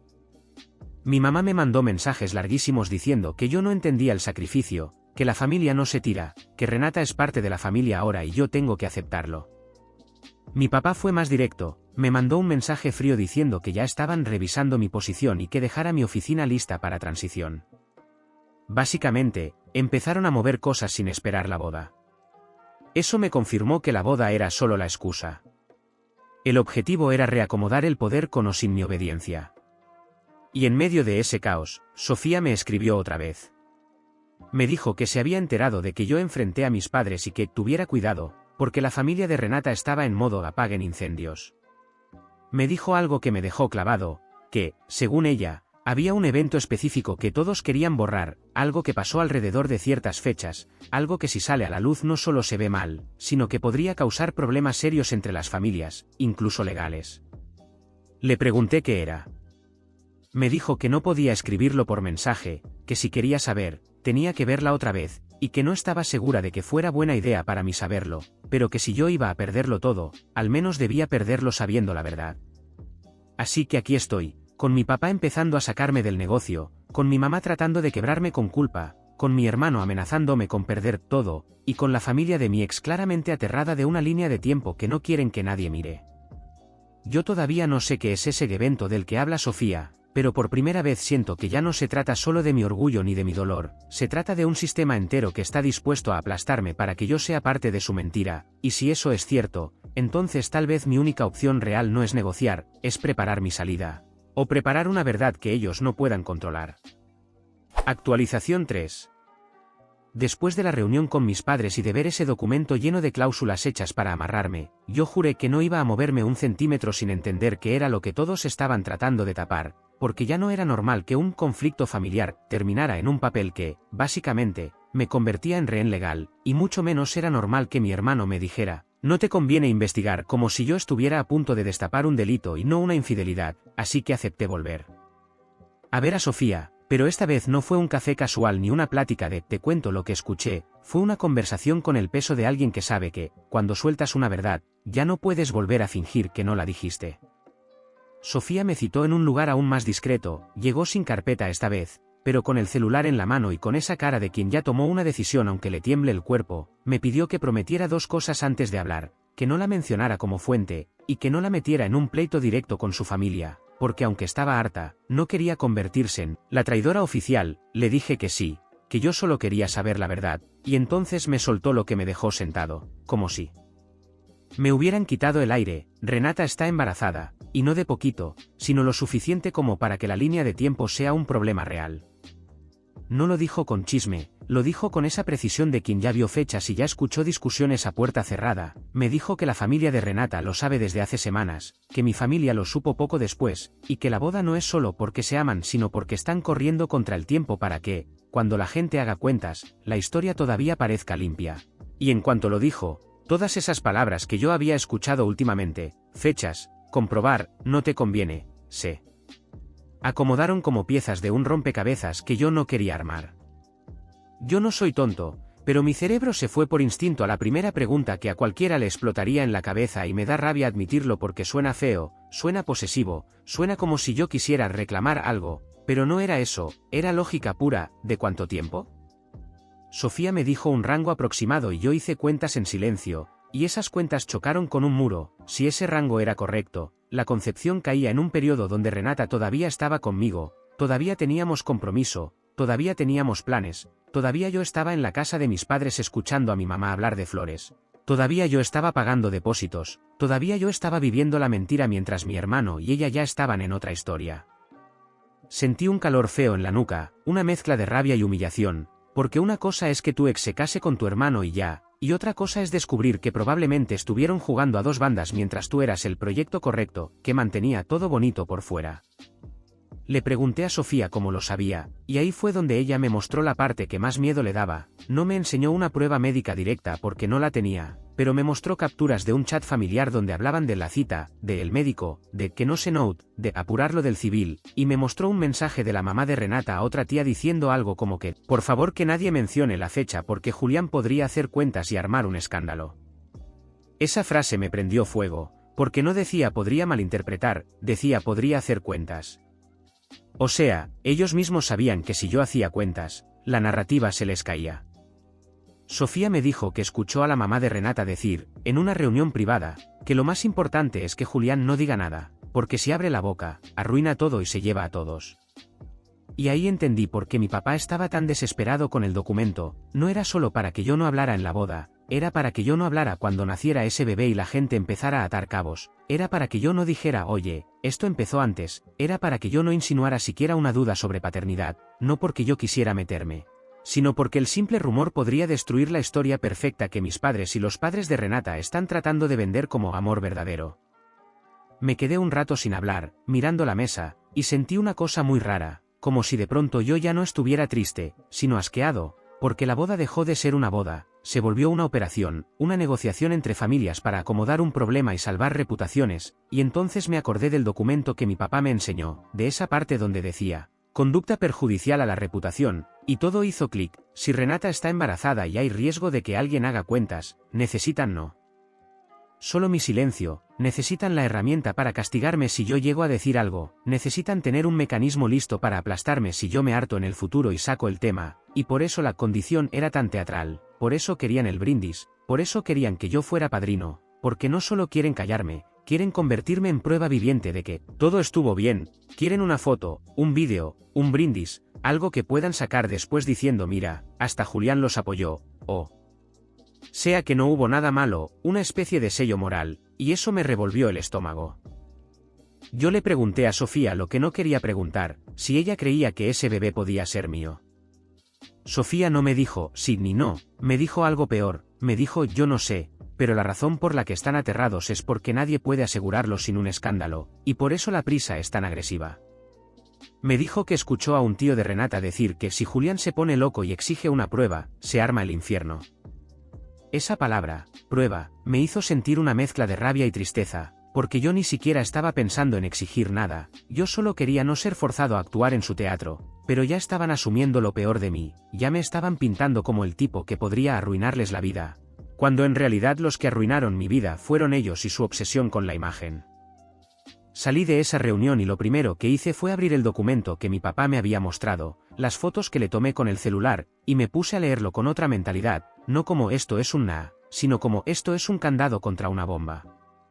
Y ahí, con esa nueva perspectiva, encontré algo que en el momento se me había pasado porque estaba concentrado en la parte del negocio y del voto. Había un apartado que hablaba de cualquier reclamación presente o futura relacionada con asuntos familiares que puedan afectar la reputación o estabilidad de las partes. Y dentro de ese apartado había una frase cuidadosamente ambigua sobre descendencia, sucesión y derechos derivados de relaciones previas o supuestas. No decía bebé, no decía paternidad, porque el documento estaba escrito para que pareciera general, pero el tono era claro, querían que yo renunciara a cualquier derecho a cuestionar o reclamar algo que pudiera surgir como consecuencia de la línea de tiempo, querían blindar la herencia y la narrativa al mismo tiempo, y en ese instante sentí un escalofrío real. Porque mi papá no estaba protegiendo la paz, mi papá estaba protegiendo el futuro de Mauricio, de Renata, y de un bebé que todavía ni nace, usando mi silencio como seguro. Esa noche no dormí. No por los celos, no por ay, mi ex está embarazada, sino por el nivel de manipulación. Porque si esto era cierto, significa que mi familia se sentó a negociar mi humillación como si fuera un trámite, significa que mi papá y la mamá de Renata probablemente hablaron de mí como se habla de un riesgo, significa que mi mamá, cuando lloraba diciendo hazlo por la familia, en realidad estaba llorando por el pánico de que se caiga su fachada cuando la gente haga cuentas. Me dio una rabia seca, de esas que no gritan, de esas que te vuelven frío. Al día siguiente, mi papá me llamó y me dijo que ya no necesitaban esperar a la boda para tomar decisiones, que mi oficina se reasignaba, que mis proyectos se transferían, que era lo mejor, y lo dijo con ese tono de quien te está castigando pero quiere sonar profesional. Le pregunté por qué tanta prisa si según en la boda era el punto de reconciliación. Y se quedó callado un segundo, lo justo para confirmarme que sí, que la boda era excusa y la prisa tenía otra raíz. Entonces le dije sin rodeos, ¿esto es por el embarazo de Renata? Hubo silencio. Y luego mi papá me respondió con una frialdad que me partió algo, no te metas en eso. Yo le dije, ya me metieron ustedes al obligarme a firmar un documento. Mi papá elevó la voz y me dijo, si abres la boca, te reviento. Esa fue la frase exacta, y sí, suena violenta, suena fea, pero fue real, porque mi papá cuando se siente expuesto deja de actuar como empresario y se convierte en el hombre que cree que su voluntad es ley. Colgué temblando, no de miedo, sino de coraje, y fui a ver a mi abogado con todo, las fotos del documento, los mensajes de presión, la amenaza de que me iban a sacar del negocio, y le conté la nueva información que había recibido sin mencionar a Sofía, solo como hay indicios de que hay una razón oculta por la que quieren amarrarme.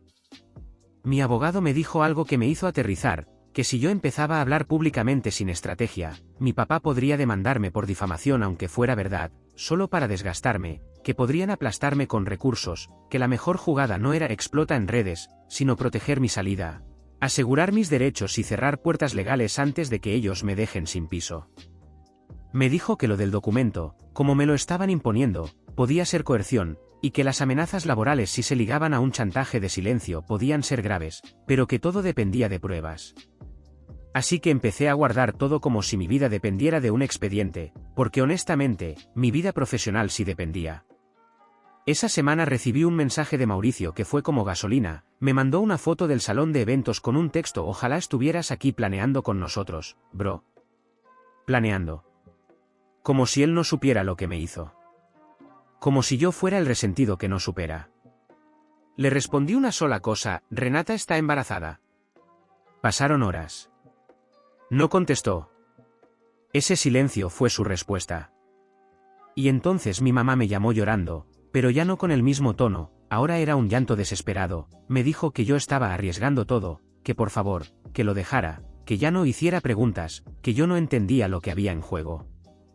Le pregunté: ¿qué hay en juego, mamá? Dime exacto.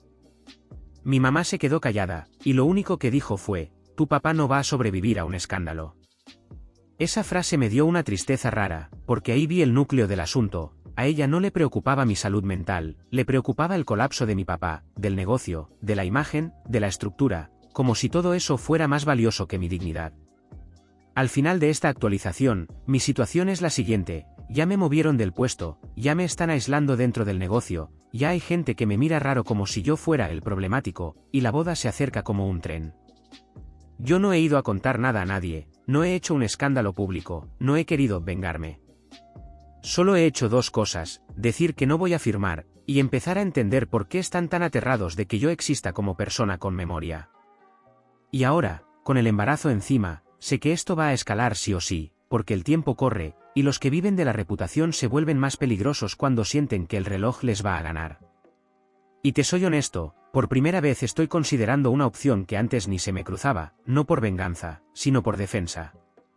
Estoy considerando hablar con alguien fuera de mi familia dentro del negocio, alguien con poder real, porque si mi papá está dispuesto a usar la empresa como arma para callarme, entonces esto dejó de ser una guerra de sentimientos y se volvió algo más serio. Si ellos quieren convertir mi silencio en contrato, yo necesito convertir mi verdad en protección, aunque eso signifique romper el último hilo de familia que me quedaba. Actualización 4. No fue una decisión heroica ni una escena de película, fue una de esas decisiones que tomas con la garganta apretada, porque ya no estás eligiendo lo correcto, estás eligiendo lo que te permite respirar, y lo que hice fue exactamente eso.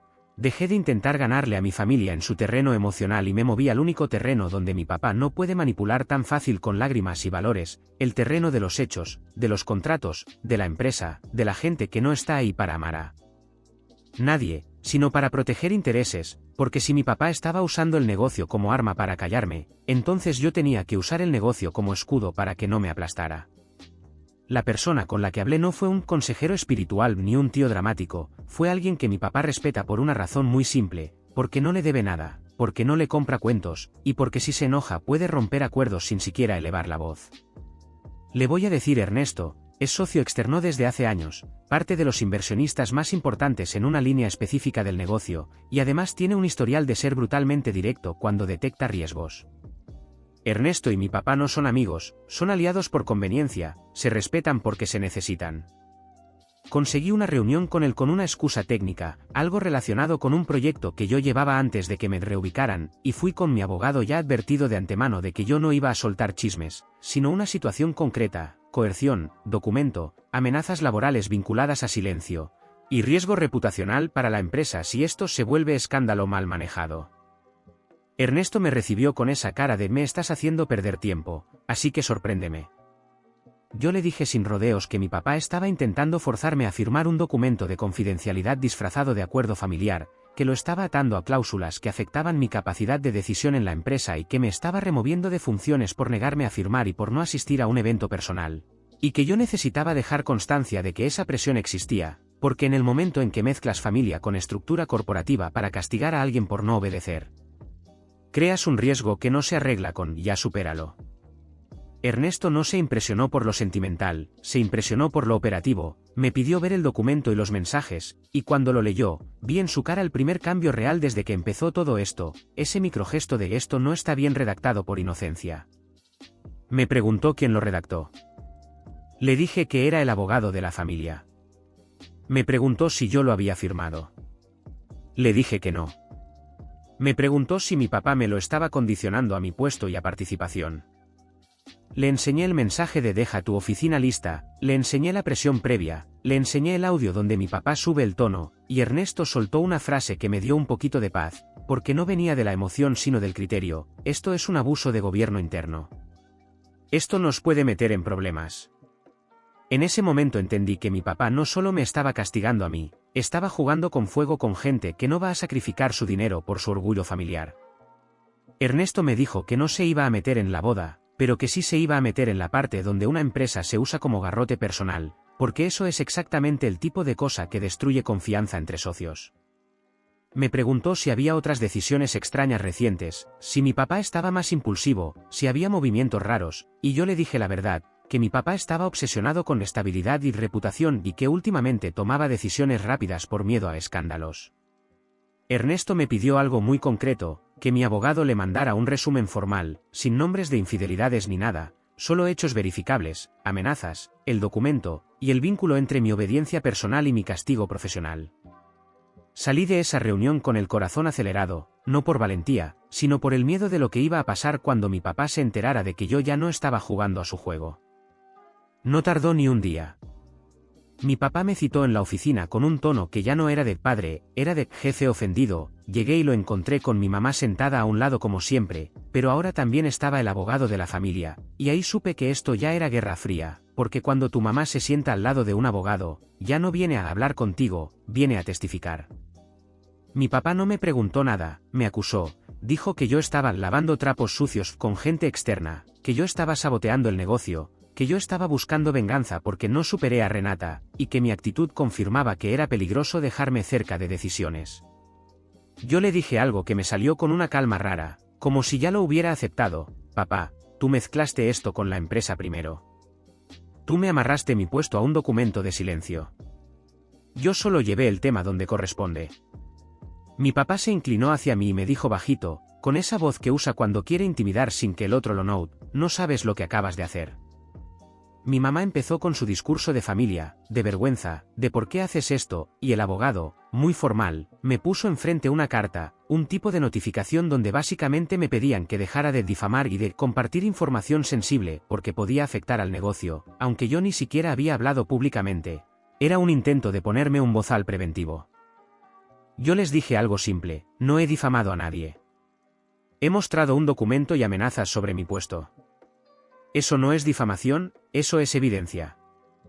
El abogado se puso técnico, me habló de confidencialidad y de deber fiduciario como si yo fuera un empleado cualquiera, y yo le dije que me parecía curioso que la familia nunca hablara de deberes cuando yo era el que sostenía proyectos, pero ahora sí hablaban de deberes cuando yo me negaba a ser parte de su teatro.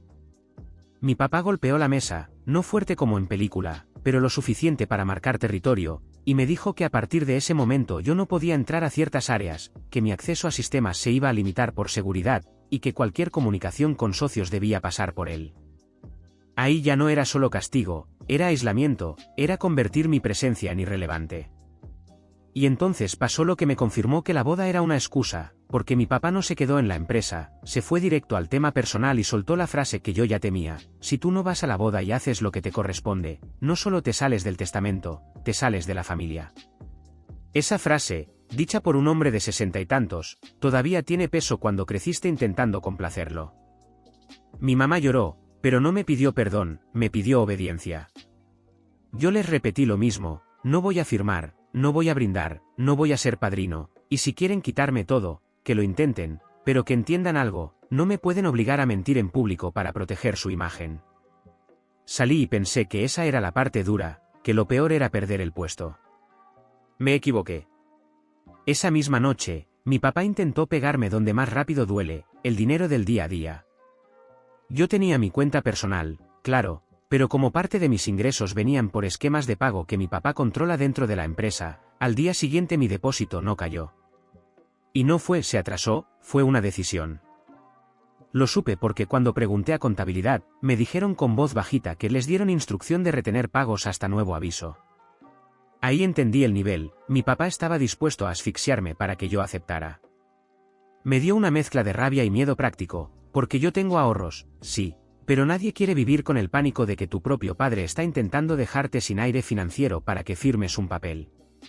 Mi abogado me dijo que no entrara en pánico, que eso era exactamente el tipo de comportamiento que conviene documentar, porque cuando se muestra un patrón de coerción económica, la narrativa de que es un pleito familiar se cae y se vuelve lo que es, un intento de obligarte con castigo.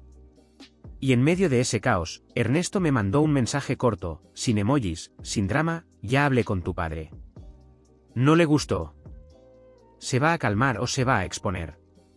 Ese mensaje me dio una tranquilidad tensa, como cuando alguien te dice ya vieron el arma. Pero mi papá no se calmó, se volvió más creativo. 2 días después, me llamó mi abuela para invitarme a comer. Mi abuela rara vez me invita a comer en plan formal, y ahí olí trampa. Aún así fui, porque mi abuela sí es de las pocas personas que no merecen daño colateral, y yo quería verla, quería abrazarla, quería asegurarme de que no la estaban usando. Llegué a su casa y al abrir la puerta vi la primera señal: había más carros de lo normal. Entré y ahí estaba mi mamá, estaba mi papá, estaba Mauricio, estaba Renata, y estaban 2 personas que yo no conocía, pero por cómo se movían, por cómo traían folder, supe que eran notario / diagonal abogado o algo parecido. Mi abuela estaba sentada en su sillón con cara de incomodidad, como si no entendiera por qué su comida familiar parecía reunión empresarial. Yo me quedé congelado un segundo y dije, mirando a mi abuela: ¿qué es esto? Mi papá sonrió con esa sonrisa de te atrapamos y me dijo: una oportunidad para arreglar las cosas como familia, aquí, con testigos, para que no haya malentendidos. Fue un intento de emboscada. No una emboscada violenta, una emboscada emocional y legal. Mi mamá empezó a decir solo escucha, mi papá me dijo que si yo aceptaba cerrar el tema ese día, podían revertir decisiones. Mauricio se veía nervioso pero firme, Renata evitaba mirarme como si mi cara la incomodara, y los extraños abrieron el folder. Uno de ellos dijo algo como: es un acuerdo entre partes para garantizar armonía y evitar conflictos. O sea, querían que firmara el documento ahí, en la casa de mi abuela, con presión de no hagas show frente a la abuela, con presión de ya estás aquí, con presión de sé el hombre maduro. Yo respiré, miré a mi abuela, vi que estaba apretando sus manos, y lo entendí. Mi papá la había usado para atraerme, y eso me rompió algo por dentro, porque mi abuela no merece eso. Le dije a mi papá, sin gritar: no vuelvas a usar a mi abuela. Mi papá me respondió: no la estoy usando, ella quiere paz. Mi abuela, con voz bajita, dijo mi nombre, como queriendo calmar, y ahí sentí una tristeza pesada, porque ella estaba atrapada entre su hijo y su nieto. Entonces Renata, por primera vez, habló directo, y lo que dijo me dio asco por lo calculado: Julián, no queremos lastimarte, queremos cerrar esto con respeto, tú puedes seguir con tu vida, nosotros con la nuestra, solo necesitamos que dejes de alimentar el conflicto. Alimentar. Como si yo fuera el incendiario. Yo la miré y le dije: Renata, tú de verdad tienes la cara de pedirme respeto cuando ustedes hicieron lo que hicieron. Renata tragó saliva. Mauricio intervino con tono de control: ya, no te pongas agresivo, nadie te está atacando. Y ahí vi claro el guión: yo debía estar calmado, sonriendo, aceptando, para que ellos pudieran decir mira qué maduros somos y mira qué loco es él. Me negué. Dije que no iba a firmar nada, que no iba a hablar más de eso, que si mi papá quería mover cosas de la empresa lo iba a pelear con abogados, no con emboscadas en casa de mi abuela. El notario o abogado empezó a decir que firmar era beneficioso, que me protegía, que me daba garantías, y yo le dije que lo único que me garantizaba era quedar amarrado. Mi papá se molestó, dijo que yo era un ingrato, mi mamá lloró, y entonces mi hermano soltó una frase que fue, honestamente, lo más revelador que ha dicho en años: Julián, por una vez en tu vida deja de querer ser el protagonista. Protagonista. Porque para ellos, mi dolor era protagonismo, mi límite era protagonismo, mi negativa a mentir era protagonismo. Ahí entendí que, en su historia, el protagonista siempre es el sistema familiar, no las personas.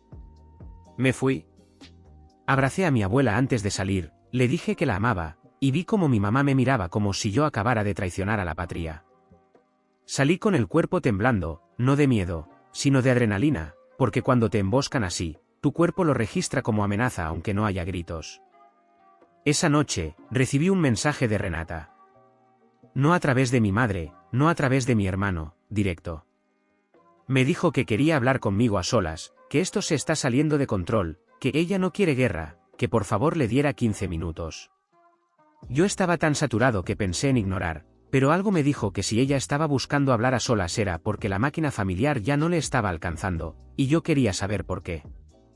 Acordamos vernos en un lugar público, neutral, sin mi familia. Fui con Iván cerca, no sentado con nosotros, pero cerca, por seguridad emocional, por si intentaban algo raro. Renata llegó y se veía diferente, más tensa, menos perfecta. Se sentó, y sin rodeos me dijo, Julián, por favor, no hagas nada que nos arruine. Me reí sin ganas y le dije, nos. Renata se apretó las manos.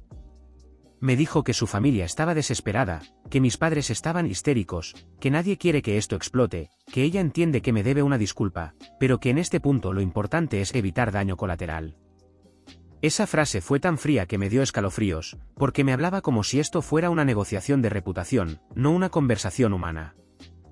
Yo la miré y le dije algo que me salió con una calma triste, Renata, dime la verdad, ¿por qué tanta prisa, por qué tanto miedo con las fechas? Renata se quedó callada demasiado tiempo, miró alrededor, y luego me dijo lo único que necesitaba para confirmar que Sofía no me estaba inventando cosas, porque la gente no entendería. Así. No dijo porque es mentira. Dijo porque la gente no entendería. Le pregunté, ¿estás embarazada? Renata bajó la mirada. No lo negó. Y ese silencio me partió una cosa por dentro, porque aunque yo ya lo sospechaba, escucharlo sin escucharlo es brutal. Le pregunté, ¿desde cuándo? Renata me dijo, no importa. Yo le dije, sí importa, porque quieren que yo firme renunciando a hablar de eso. Renata se le humedecieron los ojos, pero no era un llanto de culpa, era un llanto de pánico. Me dijo, Julián, por favor, si esto se vuelve público, se destruye todo. ¿Todo?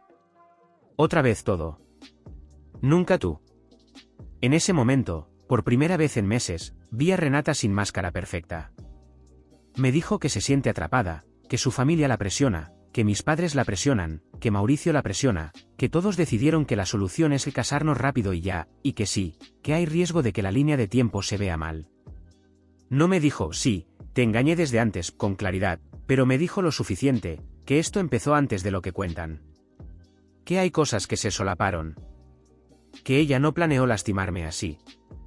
La típica mezcla de culpa con autojustificación que te deja con ganas de vomitar. Luego soltó algo que me dejó helado, me dijo que mis padres estaban tan obsesionados con el documento porque no solo temen que yo hable, temen que yo, por coraje, me acerque a ciertos socios o a gente del círculo social y siembre dudas sobre el bebé. Renata me dijo literalmente, no puedes insinuar nada de paternidad, Julián. Y yo le dije, ¿por qué lo dirías así si estás segura?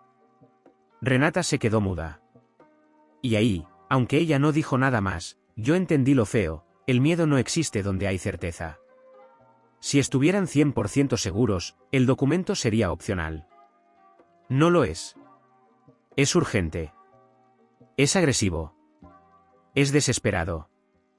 Renata me ofreció algo que me dio asco por lo transparente, me dijo que si yo aceptaba ir a la boda, dar el brindis y firmar, ella podía hablar con su familia para que me compensaran de alguna forma, que no quería que yo perdiera por esto, que podía haber un acuerdo económico, discreto, como para que yo no quedara en desventaja.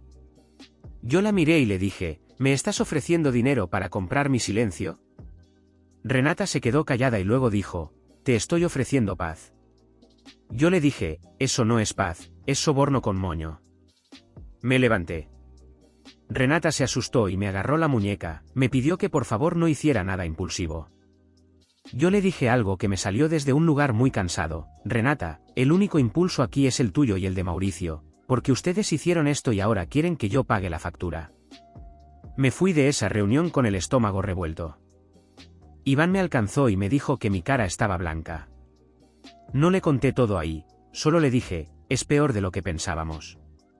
Esa noche, ya con cabeza más fría, tomé otra decisión. Si mi papá iba a usar el negocio como arma, yo necesitaba asegurar mi salida o mi defensa con pasos concretos. Mi abogado y yo preparamos un escrito formal para exigir claridad sobre mi estatus laboral, pagos retenidos, y para dejar constancia de que había presión para firmar un documento de silencio a cambio de beneficios. También, por recomendación, empecé a separar mis cosas del trabajo, respaldar información personal, y preparar un plan real de independizarme de la empresa si esto se rompía del todo, porque de pronto entendí que mi papá podía cortarme todo con tal de ganar esta guerra. Y justo cuando yo estaba pensando, ok, me están aislando, pero al menos ya no pueden obligarme a ir, mi papá hizo el movimiento más bajo hasta ahora. No fue gritarme. No fue demandarme. Fue intentar usar a alguien más para obligarme sin ensuciarse las manos. Mi papá llamó a Daniela, mi novia actual, la mujer con la que yo llevo ya un tiempo y con la que mi familia siempre fue cordial en el sentido más falso posible. Daniela me lo contó con cara de shock, le llamó para decirle que por el bien de Julián debería convencerme de ir a la boda, que si Julián se aferra, se va a quedar sin nada, que ella no quiere cargar con un hombre que se va a destruir por orgullo, y que si Daniela de verdad me ama, me va a ayudar a no arruinar mi futuro. Mi papá, básicamente, intentó convertir a mi pareja en su agente. Ese día Daniela lloró, no por miedo a perder dinero, sino por ver el nivel de control que mi familia estaba dispuesta a ejercer. Y en ese llanto, yo sentí algo que me dio fuerza, yo ya no estaba solo. Porque durante años yo fui el hijo que peleaba en silencio. Ahora, por primera vez, alguien veía lo que era y no lo justificaba. La boda está a días. Mi papá ya movió piezas en el negocio, mi salario sigue retenido, mi acceso está limitado, mi mamá no me habla si no es para culparme, Mauricio me manda mensajes de última oportunidad como si yo fuera el que falló, y Renata. Renata está aterrada, no por mí, sino por las cuentas y las fechas. Yo sigo sin haber hecho un escándalo público, sigo sin gritar nada en redes, sigo sin hablar con chismosos, porque a pesar de todo, no me interesa la venganza, me interesa salir entero. Pero ya entendí algo, ellos no están tratando de salvar la familia, están tratando de salvar una historia, y en esa historia yo soy el villano perfecto que debe ser neutralizado. Anoche me llegó un correo del abogado de la familia con un asunto que parecía administrativo, algo como formalización de acuerdos, y adjunto venía un documento nuevo, diferente, más corto, más directo, y en la primera página decía algo que me hizo sentir hielo en el pecho, citatorio para conciliación y firma previa al evento. No era una invitación. Era un intento de forzarme legalmente a presentarme a una conciliación el día antes de la boda, con amenaza de consecuencias si no asistía. O sea, ya no era solo chantaje, era presión formal. Y en copia venían nombres de 2 personas del negocio que no deberían estar ahí si esto fuera familiar. Cuando vi eso, entendí lo que mi papá estaba haciendo, quería encerrarme en un cuarto con abogados, con presión, con tiempo límite, con amenaza de perderlo todo, para arrancarme una firma antes de que yo pudiera respirar. Y ahora tengo menos de 24 horas para decidir si me presento, si me niego, o si hago el movimiento que mi abogado me sugirió como la opción nuclear para protegerme sin hacer un escándalo público, una opción que, si la tomo, va a romper definitivamente mi lugar en esa familia, pero también podría salvar mi vida fuera de ella. Actualización 5. La noche que recibí ese correo con el citatorio para conciliación y firma previa al evento, me quedé sentado en el sofá mirando la pantalla como si fuera una broma cruel, porque una cosa es que tu padre te chantajee con la herencia y con tu puesto, y otra cosa es que empiece a fabricar un camino formal para encerrarte con abogados y sacarte una firma a fuerza, usando la empresa como herramienta, como si mi negativa a ir a una boda fuera un riesgo corporativo. Lo más humillante fue la mezcla de tonos, el documento estaba escrito con lenguaje limpio, neutro, casi elegante, como si lo que estaban haciendo fuera normal. Conciliación. Armonía. Prevención de daño reputacional. Palabras bonitas para decir te vamos a doblar y si no te doblas, te vamos a aplastar. Esa noche Daniela estaba conmigo y vio mi cara. No tuve que explicarle mucho. Me dijo, no vayas solo a nada. No te encierres con ellos. Yo asentí, porque ya lo sabía, pero aún así necesitaba escuchar a alguien decirlo. Llamé a mi abogado a primera hora de la mañana siguiente. Le reenvié el correo, los adjuntos, las copias. Su respuesta fue inmediata, y por primera vez en todo este proceso, fue tajante: no asistas a ninguna conciliación organizada por ellos sin un acuerdo de condiciones por escrito y sin testigos externos. Esto es una trampa de coerción. Vamos a responder formalmente. Me preparó una respuesta corta, fría, técnica, que cualquier reunión debía ser coordinada entre representantes legales, que yo no iba a firmar ningún documento bajo presión, que las amenazas laborales y retenciones de pago estaban siendo documentadas, y que cualquier intento de condicionamiento de mi posición empresarial a un acuerdo personal era inaceptable. También incluyó una frase que me dio escalofríos por lo directa, que si insistían en esa vía, se consideraría un intento de coerción y represalia, y que se buscarían medidas legales para proteger mis derechos. Yo quería creer que eso los frenaría. No los frenó. A las 2 horas me llamó mi mamá. No llorando, no suplicando. Me habló con una frialdad que pocas veces le escuché, como si ya no fuera mi madre sino la vocera de un comité. Me dijo: tu padre está devastado. Estás llevando esto demasiado lejos. Le contesté: mamá, demasiado lejos lo llevaron ustedes cuando intentaron encerrarme con abogados. Y ahí soltó la frase que terminó de romper lo que me quedaba de esperanza: no te estamos encerrando. Te estamos dando una última oportunidad de no destruir tu futuro. Ahí entendí el núcleo: mi familia no veía mi futuro como mío. Lo veía como un objeto que podían dármelo o quitármelo dependiendo de mi obediencia. Esa tarde recibí un mensaje de Ernesto: tu padre está presionando a contabilidad y a operaciones. Ya dejé claro que no me gusta. Si sigue, yo también voy a moverme. Fue lo más cercano a un te respaldo que yo iba a conseguir en ese ambiente. Pero aunque eso me calmó un poco, el miedo práctico seguía: mis pagos estaban retenidos, mi puesto estaba siendo vaciado, y la boda era en días. Yo podía ganar moralmente y aún así quedarme sin piso. Y era justo lo que mi papá buscaba, que yo, por agotamiento, cediera. Esa noche Sofía me escribió solo 2 palabras: ya saben. Le pregunté qué saben. Tardó en responder. Luego me dijo: que tú ya sabes lo del embarazo, y están aterrados. Me ofreció algo que yo no le pedí pero que me confirmó el nivel de pánico. Me dijo que la familia de Renata estaba discutiendo un plan para decir, si alguien hacía cuentas, que el bebé nació prematuro y que todo se resolvería con un milagro o con mala suerte. Me quedé helado. No por el bebé. Por el cinismo. Porque estaban planeando manipular la percepción pública con la misma facilidad con la que manipulan a la familia. Y entonces pasó el último empujón: Mauricio me llamó. Yo estuve a punto de no contestar, pero contesté porque ya estaba harto de su juego de audios tiernos y amenazas suaves. Mauricio empezó con el tono correcto: Julián, ya, por favor. Esto ya se hizo enorme. No tiene que ser así. Le dije: entonces dime la verdad, Mauricio. ¿Todo? Hubo un silencio. Y luego, con voz baja, casi como si estuviera cansado, me dijo: ¿qué verdad quieres? ¿Que nos enamoramos? ¿Qué pasó antes? Si eso te cambia algo, te devuelve algo. Yo respiré. Le dije: pasó antes de que terminara mi compromiso. Y él, por primera vez, no esquivó: sí.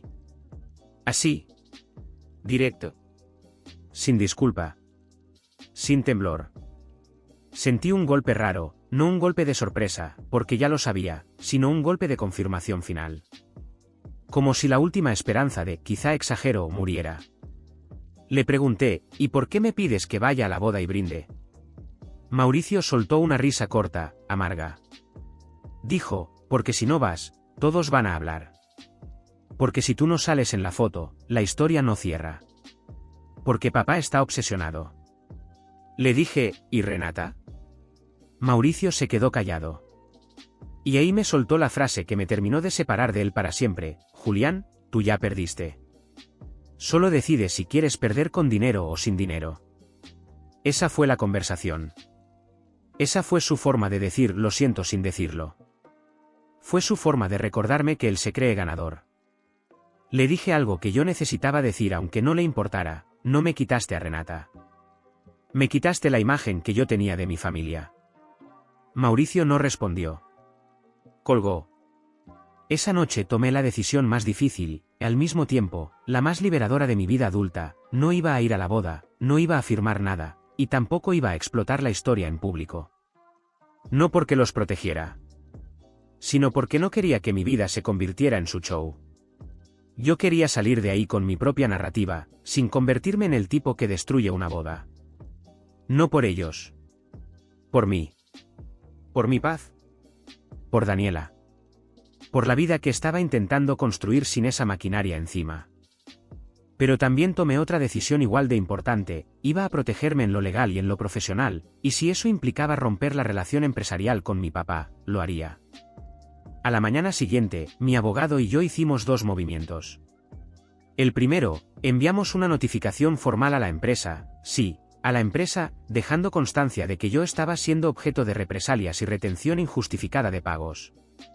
El segundo, enviamos una carta a mi papá y al abogado de la familia diciendo que cualquier acuerdo debía pasar por nuestro canal, que yo no asistiría a reuniones previas al evento, y que yo declinaba participar en cualquier rol de padrino, brindis o presencia pública.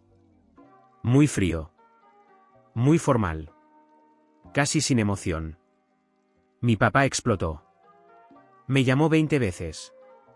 Me mandó audios. Pasó de la amenaza al llanto, del llanto a la rabia. Me dijo que yo era un desagradecido, que estaba destruyendo su corazón, que estaba matando a mi madre, que yo era un egoísta, que todo lo que tengo es por él. Me dijo que si yo no iba, él me borraba. Esa palabra la repitió varias veces, borrar. Como si yo fuera una mancha. Mi mamá me mandó un mensaje larguísimo diciendo que ella no me reconocía, que yo había cambiado, que Daniela me había volteado, que yo estaba eligiendo odio por encima de familia. Yo contesté una sola frase, estoy eligiendo no mentir. Llegó el día de la boda. Yo no fui. Y no fue un me quedé en casa tranquilo. Fue un día pesado. Desperté con ansiedad, como si mi cuerpo esperara el golpe. Daniela se quedó conmigo. Iván también. Me llevaron a comer, intentaron distraerme, pero mi celular no dejó de vibrar hasta que lo apagué. Horas después, empezaron a llegar los mensajes indirectos, porque cuando no logran controlarte directo, intentan controlarte por reputación. Un primo subió una historia en redes con un texto tipo «La familia es lo primero», incluso cuando algunos no lo entienden. Una tía comentó algo sobre perdonar. Gente que ni sabía lo que pasó opinando como si yo fuera un demonio. Me dieron ganas de gritar la verdad, de poner todo en una publicación y reventar el castillo de arena. Pero Daniela me recordó algo, ellos viven del espectáculo. Si tú sales a explotar, te conviertes en su villano perfecto. Lo más fuerte fue lo que pasó en el evento, porque aunque yo no estuve, me enteré casi en tiempo real. Ernesto me llamó esa noche. Me dijo, tu padre está haciendo show. Y eso ya no me gustó nada. Le pregunté qué pasó. Y ahí me soltó el giro que, honestamente, yo no esperaba tan pronto. En la boda, mi papá hizo un brindis improvisado donde habló de un hijo que decidió alejarse, de la ingratitud, de cómo la familia se mantiene unida aún con ataques, y dejó caer insinuaciones claras de que yo no superé y que yo era un problema. O sea, mi papá intentó convertirme en el villano frente a todo su círculo, justo la noche que yo no podía defenderme. Quiso controlar la versión antes de que alguien preguntara. Pero ese show se le regresó. Porque Ernesto estaba ahí. Socios estaban ahí. Y, según él, varias personas se le acercaron después preguntando por qué hablar de eso en una boda. Ernesto me dijo que mi papá se veía desesperado, como si estuviera intentando tapar un agujero. Me dijo que ese mismo día, alguien importante, un inversionista cercano al círculo, de los que no perdonan dramas, se molestó al ver que se mezclaban asuntos familiares con discurso público. Y lo peor, al parecer, un par de personas ya habían notado que Renata no estaba tomando alcohol y que se veía distinta, y los rumores empezaron solos, sin que yo abriera la boca. O sea, el incendio que tanto temían, empezó igual. Sin mí. Al día siguiente, mi papá me mandó un mensaje corto, espero que estés contento. Nada más. Ni insulto, ni llanto. Solo resentimiento frío. Y entonces, como si fuera poco, ocurrió lo que terminó de quebrar la narrativa. Sofía me escribió temprano. Me dijo, se salió de control. La familia está peleando. Le pregunté qué pasó. Y ahí me contó que en la recepción, una amiga de la familia soltó un comentario sobre qué rápido avanzó todo, alguien respondió bueno, ya sabes, por el bebé, y aunque intentaron callarla, la frase ya había volado.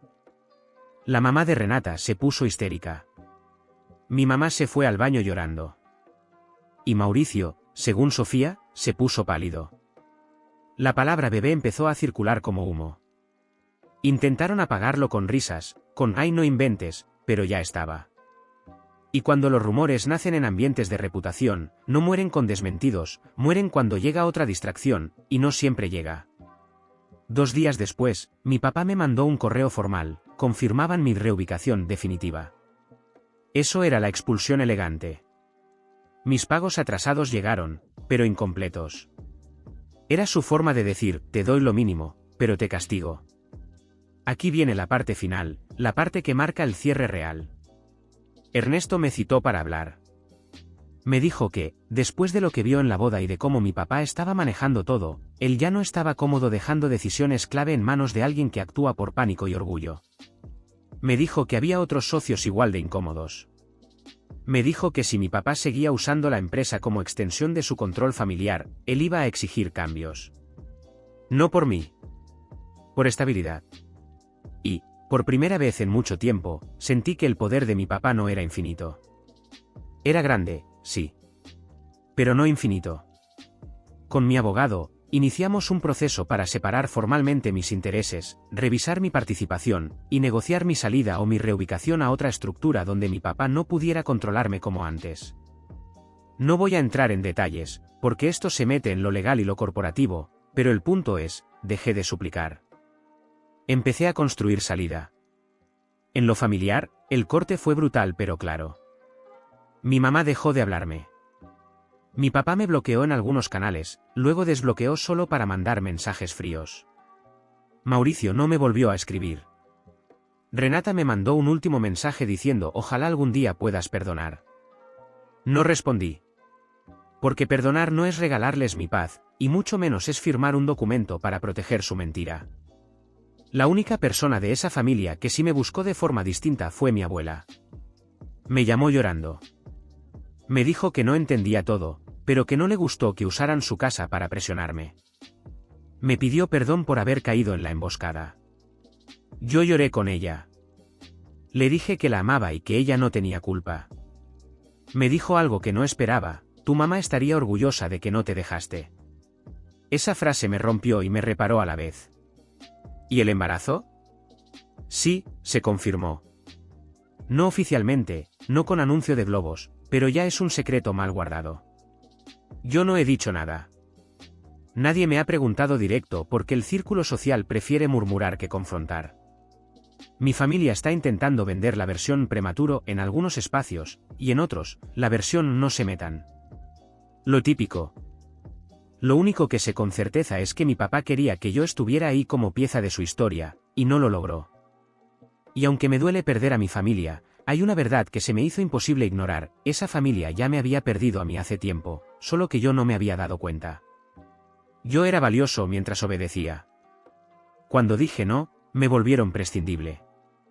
Hoy, semanas después, sigo triste por momentos, no por Renata ni por Mauricio, sino por la idea de familia que yo tenía. Pero también estoy extrañamente ligero. Porque ya no estoy viviendo bajo la amenaza de o haces lo que queremos o te quitamos todo. Me quitaron cosas, sí. Pero no pudieron quitarme lo más importante, mi capacidad de elegir no ser parte de su mentira. Y si algo aprendí, es esto, cuando una familia te exige que actúes para sostener la reputación, no te están pidiendo amor. Te están pidiendo obediencia. Y yo ya pagué ese precio demasiados años.